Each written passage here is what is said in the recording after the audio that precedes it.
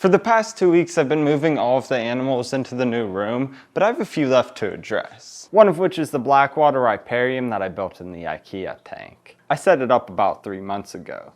Unfortunately, it took a beating during the moving process, so it doesn't look nearly as nice these days, but the fish are still doing really well. I already have the stand for it and the Air Pockets Riparium tank ready to go.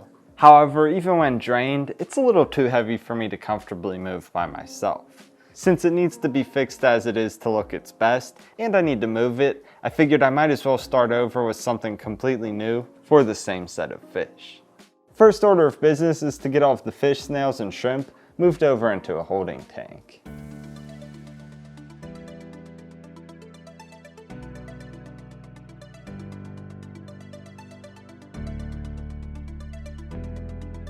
With the tank in the room, I have a much better idea of how this is all gonna look. And I have a very specific idea in mind. I planned for this design even before I built the stand and made sure to leave adequate room between the top of the tank and the bottom of the window so I can take things up and out of the enclosure to make a really dynamic design. I'll use the same cork bark as before, only this time I'll orient it in a vertical position to mimic the base of a tree. I have additional pieces of bark that I'll include as well, but I have even more. I also have a bundle of junglewood vines which have a really awesome gnarly look and a handful of dragonwood segments. Don't worry, this is all well seasoned, so it's not going to cause issues like it did in the original Suriname Toad Aquarium. Plus, it's far less of an issue anyway when using small branches like these. You'll see that I left the substrate and anchoring rock down in the bottom of the tank. I also made sure to leave water in the bottom to keep it all wet and retain as much of that bacteria as possible. I'll reuse both, but I need to get to scaping so I can best understand how to utilize that anchoring stone. My idea here, or at least the foundation, was to cover up most of the back with bark. I had to break them up for a better fit. It took a lot of experimentation with different layouts to get something I felt could work for what I have in mind. Pretty much everything I'm doing in this step hinges off of the anchoring stone, but I also have to lock it all together. Easy enough.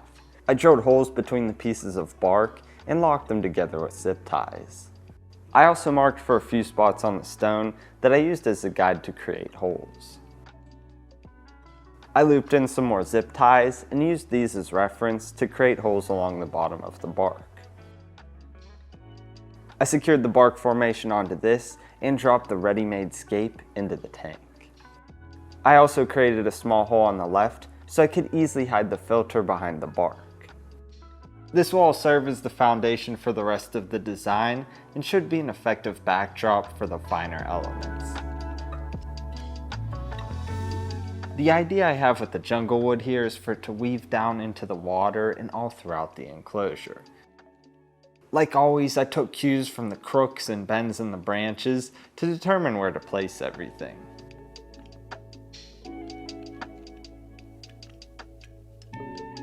These would float as is, so I'll lock them in with epoxy.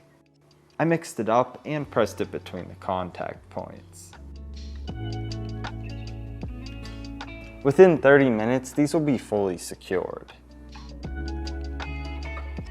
It could probably be an effective scape with these alone, but I thought that the dragon roots would help add more interest with the finer textures. These also would float, so I locked them in with super glue gel as I went.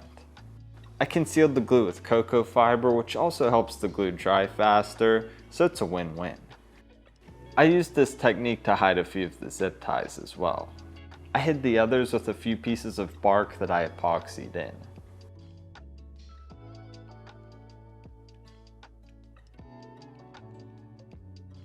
I know it can seem really excessive at times to lock everything together with glue, epoxy, or foam, but I have my reasons. Doing this allows me to create things that otherwise wouldn't be possible. It also makes it much easier to keep and maintain these setups without ruining anything. That's especially important when you keep as many setups going as I do. Anyway, I'm really pleased with how this all turned out, but it will look even better with the plants. Before I can add these though, I need to mix up some more substrate. I have more of the dark gravel from before and aqua soil. When combined, you can't even tell that the aqua soil is mixed in. Of course, this will provide additional nutrients for the plants, but it also helps buffer the water and thus create a more favorable environment for the fish. Now concerning the plants, I want a lot of riparian or emergent plant growth as before, and in fact, much more. That said, I need to take these plants down to the bare roots before I can use them.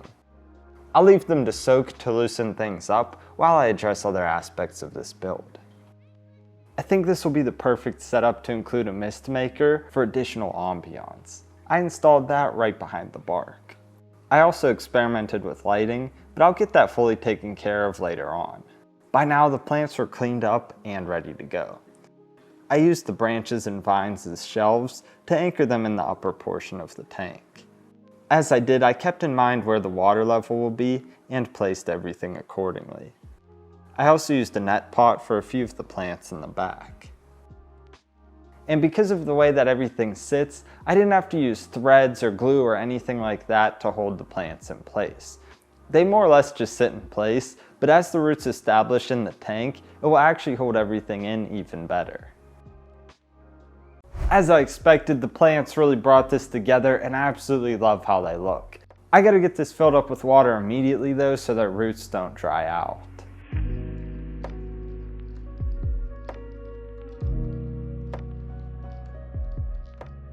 As before, I want this to be a very natural looking and functioning setup with all of the botanicals. Everything from the original setup is already well seasoned, so it only made sense to put them back.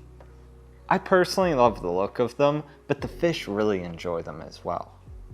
I figured I might as well get a little green down in the bottom as well, with a few Anubias. I did a mock setup of the lights, and everything is essentially done. I really like how it turned out, but I want to see it with the fish. I'll get them into their updated home, and we'll take a closer look.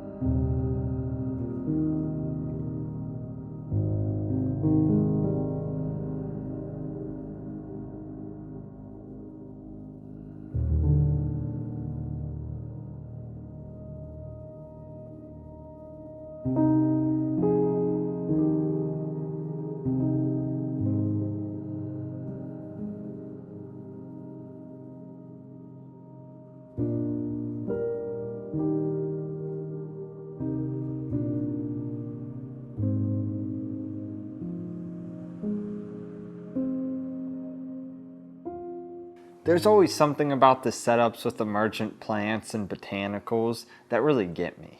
Although the entire thing was done with a lot of intention, it all looks unintentional and thus more natural. That's largely due to the botanicals. As they leach tannins into the water and break down, the natural look becomes even stronger. An aspect of that are the fine particles and malm created during the decomposition cycle. I added some of these back in to jumpstart that look. This made the water a little cloudy, but as the debris settles, it will be crystal clear in no time. And don't get it twisted, even with heavily tinted water, the clarity can still be top notch. I cannot wait to see this full of tannins because it really brings out the colors in the fish. You can see what I'm talking about here in the clips from the beginning of the video. The blues, reds, and other colors just jump out of the tank, and it allows you to appreciate just how colorful these fish are. Another natural aspect of it, of course, are the plants. With the way that I have their roots down in the water, they're essentially a giant filtration system that are going to make this more or less a no-maintenance tank. On top of that, they just look incredible. As much as I enjoy engineering wacky setups, showcasing the animals in something like this is always my favorite. I think that's because nature is where I get my inspiration for these things, and if I can even capture just a little bit of that essence, then that's good enough for me. And thus concludes another aquarium build. If you enjoyed the video, help support the channel with a like, and let me know what your thoughts are down in the comments. Also, I'll address the lighting situation and show you exactly what I do in a later video, so stay tuned for that if you're curious. Anyway, that's all for now. I hope you enjoyed the video, and until next time, Serpa Squad, take care and peace.